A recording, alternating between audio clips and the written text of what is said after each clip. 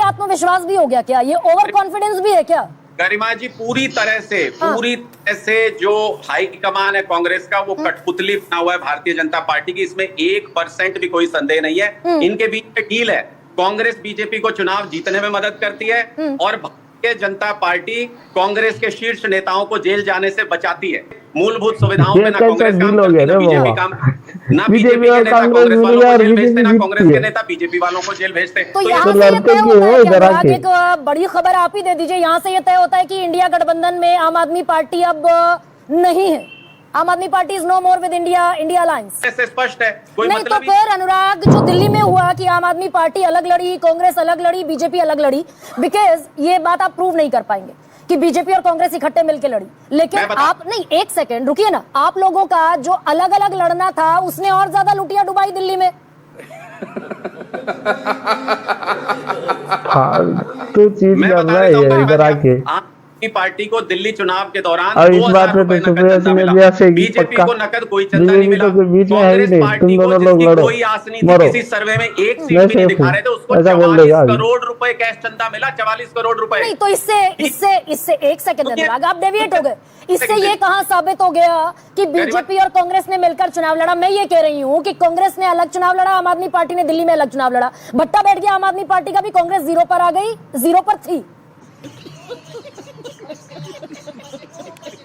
तो ये जो दिल्ली का मॉडल है, ये जो दिल्ली का मॉडल है, इसी को आप अप्लाई करते दिखेंगे बिहार में, इसी को गुजरात में, तो नतीजा यही आता दिखेगा क्या जो दिल्ली में आया?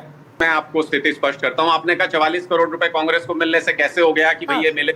मैं यही तो पूछना चाहता हूं कि जब दिल्ली के अंदर कोई सर्वे नहीं दिखा रहा, कहीं से एक सीट आने की उम्मीद कांग्रेस को नहीं, ये 44 करोड़ कैश कौन दे रहा है कांग्रेस? नमस्कार दोस्तों, मैं हूं सुनील और आप देख रहे हैं क्विक रिएक्शन में आप सबका एक बार फिर से स्वागत है। आज का वीडियो होगा, बिहार इलेक्शंस चालू हो चुके हैं और बीच बिहार इलेक्शंस में सुप्रिया श्रीनेत को फेल दिया गया है और आम आदमी पार्टी को भी मिला के ये लोग एक दूसरे से ही बात करने लगे। बीजेपी सेफ हो गया है, आरजेडी और ये तो कहीं मेरे ख्याल से होंगे भी कि नहीं, इस बार तो डाउट लग रहा है। होंगे तो भी सेकंड लार्जेस्ट पार्टी में हो सकते हैं। चलिए वीडियो देखते हैं और मजे लेते हैं। चैनल पर पहली बार आया तो सब्सक्राइब कीजिए। तो चलिए वीडियो देखते हैं। और कोई एजेंसी सीबीआई ईडी हमें तो कोई ऑनलाइन चंदा देता है, उस पे भी सीबीआई ईडी चले जाते हैं, आईटी नोटिस दे देता है। 44 करोड़ कैश पे कोई एजेंसी नहीं जागी। इसका मतलब बीजेपी यानी आप ये कह रहे हैं कि बीजेपी ने अपने अकाउंट में चंदा, बीजेपी ने कैश चंदा खुद ना लेकर कांग्रेस को दिलवा दिया। और ये अनुराग ढांडा को कैसे पता है? क्योंकि कैश चंदे का तो कोई रिकॉर्ड होता नहीं इस देश में। भाई इन्होंने दिया, चुनाव आयोग के अंदर हलफनामा इन्होंने दिया है कि 44 करोड़ हमको कैश चंदा मिला दिल्ली चुनाव के दौरान। हमने तो क्या है तो अनुराग, अब अनुराग अगर अब सुनिए ना भाई, 27% वोट गुजरात में कांग्रेस का है, 12% वोट आम आदमी पार्टी का। ये 12% 52% तो हो नहीं जाएगा जो बीजेपी के पास खड़ा है। तो अलग अलग लड़ने का नतीजा वही होगा जो दिल्ली में हुआ। अरविंद केजरीवाल जी ने आज घोषणा कर दी कि मैं राज्यसभा नहीं जा रहा हूं पंजाब से। तो ये उन सबके मुंह पे तमाचा है जो ये पूछते थे कि केजरीवाल पंजाब से राज्यसभा जाने के लिए ये चुनाव लड़वा रहे हैं संजीव अरोड़ा जी को। अरविंद केजरीवाल जी एकमात्र देश के ऐसे नेता हैं जो कुर्सी के पीछे नहीं भागते हैं, बल्कि कुर्सी को पता नहीं कितनी बार ठुकरा चुके हैं। वो बार बार ये एस्टेब्लिश कर चुके हैं देश की राजनीति में कि वो सेवा करने के लिए राजनीति में, वो कुर्सी के लिए राजनीति में नहीं है। आप और नेता बता दीजिए जो राज्यसभा की सीट छोड़ देगा। सारी पार्टियां तो आरोप लगा रही थी राज्यसभा जाए। सीधा बोलो ना, सीएम कैंडिडेट होना है। डिबेट्स किए इस पर, कम से कम 50 डिबेट की होंगी। जो रियलिटी है उसको सामने लाओ। मुख्यमंत्री है जो भ्रष्टाचार के आरोप में जेल चला गया। झूठ मत बोलो। ऐसे में सुप्रिया, ये कैसे, दरअसल मैं 2 इलेक्शन को आज देख रही थी। एक 2017 का इलेक्शन गुजरात का, 99 पर बीजेपी, 77 पर कांग्रेस। और दूसरा इलेक्शन 2022 का, बीजेपी पहुंच गई 152 पर, कांग्रेस घटकर रह गई 17 पर। 17 में से भी 5 विधायक चले गए टूटकर। 7 उपचुनाव हुए, किसी में भी कांग्रेस जीत हासिल नहीं कर पाई। यानी आम आदमी पार्टी को स्वीकार करती है गुजरात की जनता और कांग्रेस को खारिज करती है। यहां पर वक्तव्य दिए गए और ये कितना हास्यास्पद है।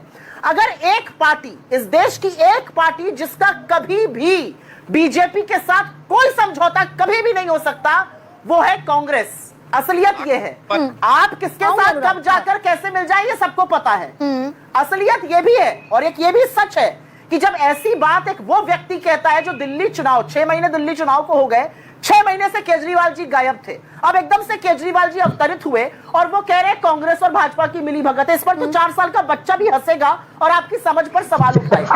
ये बिहार नहीं, ये और जगह भी चुनाव लड़ने जाए, ये उत्तराखंड गए थे, ये हरियाणा गए थे, ये गोवा गए थे, ये तमाम जगह गए थे, यूपी में लड़े थे। लेकिन ये तो सुप्रिया जी, क्या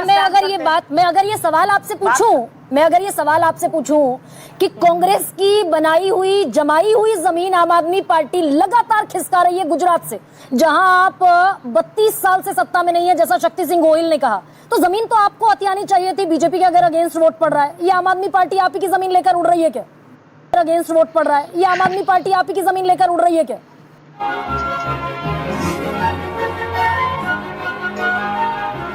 मैं इस बात से आंशिक रूप से सहमत हूं कि ये जमीन हमारी है और ये आपने जीती है। असलियत ये है कि जिस सीट पर आपकी विजय हुई है वहां पर बाहरी वर्सेस लोकल का सारा डिबेट था।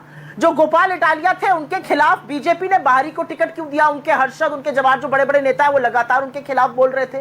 क्यों उन्होंने आम आदमी पार्टी को समीकरण बना के जिताया? हम तो सवाल इस बात का उठाते हैं, कि 2022 के बाद जो आम आदमी पार्टी निरंतर नीचे जा रही थी और दिल्ली के बाद जो लुप्त हो गए थे केजरीवाल जी, उनको ऑक्सीजन देने का काम बीजेपी ने क्यों किया और कैसे किया? और आपका जिस तरह से पंजाब में चल रहा है, यहाँ पे ये पैसे की बात कर रहे हैं, 91 करोड़ रुपए प्रचार प्रसार का बजट होता था, 791 करोड़ कर दिया इन्होंने। 791 करोड़ में अरविंद केजरीवाल जी की और भगवंत मान जी की फोटो लगकर चिपकाकर हर जगह चमकाई जा रही है। लेकिन मैं वापस अपनी बात पर आती हूँ और जहां तक गुजरात की बात है, मैं इस बात को स्वीकारती हूँ कि यह हमारी जमीन है और मुझे पूरा यकीन है कि हम इस जमीन को वापस हासिल करेंगे। कोई सेंस है इस बात की? हमें बहुत लग रही थी। 7 सीटों पर उपचुनाव हुए और 7 की 7 सीटों में कांग्रेस बाजी नहीं मार पाई। अलावा इसके जो 17 विधायक जीत कर आए थे उसमें से भी 5 टूटकर चले गए और कांग्रेस का कार्यकर्ता बब्बर शेर है, ऐसा राहुल गांधी कहते हैं। और बिल्कुल है, मेरा ऐसा मानना है, जिस 32 साल से जिस गुजरात में अगर हम सत्ता में नहीं है और वहां पर कांग्रेस का कार्यकर्ता खड़ा होकर भारतीय जनता पार्टी की जन विरोधी नीतियों का विरोध करता है और सवाल पूछता है, वो बिल्कुल बब्बर शेर है। और मुझे ऐसा लगता है कांग्रेस में अभी भी प्रचलन है, कांग्रेस में अभी भी अंतरात्मा की आवाज सुनकर लोग मॉरल ग्राउंड पर लेकर रेजिग्नेशन करते हैं, जैसा कि शक्ति सिंह गोहिल जी ने किया। हर सीट का समीकरण अलग था, लेकिन वस्तुतः जो एंटी बीजेपी सेंटिमेंट है वो आपको हर जगह दिख रहा है। लेकिन पंजाब में क्या ये सेंटिमेंट, पंजाब पर अगर मैं आऊं, गुजरात का आपने क्लैरिफिकेशन दिया, पंजाब में तो ये जो बीजेपी के जो सेंटिमेंट है, एंटी सेंटिमेंट, वो कांग्रेस के खिलाफ है। आम आदमी पार्टी वहां सुपरसीड करती दिखी पंजाब में और दूसरे नंबर पर कांग्रेस रह गई। यहां तो कंपटीशन में आप कांग्रेस थी ना, पंजाब में भी खारिज हो गई कांग्रेस। हर जगह खारिज हो जाएगी वो। जब तक राहुल गांधी है तब तक बीजेपी का जीत निश्चित है। कैसे लगा आप सब लोग ये वाला वीडियो? अच्छा लगा तो प्लीज लाइक शेयर और सब्सक्राइब कीजिए। मिलते हैं अगले वाले वीडियो पे। जय श्री राम।